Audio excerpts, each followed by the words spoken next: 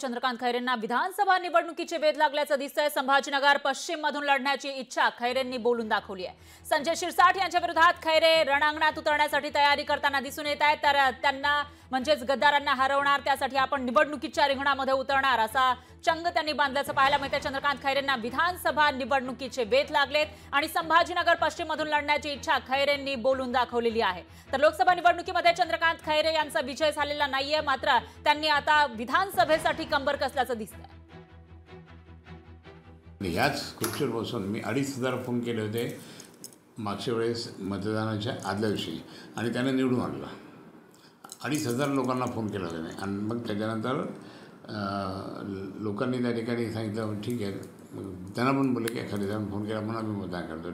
त्यांनी ठीक आहे म्हणा, पण तो प्रत्यक्षात त्या ठिकाणी जर समजा या माणसाला जर पाडलं नाही तर चौथ्या याच्यात अजून बरंच काही गोंधळ करून टाकेल। नाही, आमच्या तर पहिले 6 जागा आमच्या जिल्ह्यामध्ये, आमच्या 6 जागात आम्ही हक्काने लढूच। आता बाकी अंतिम निर्णय महाविकास आघाडीचा म्हणजे साहेबांचा राहील। लोकशाही मराठी ऐका, पहा, जागरूक रहा।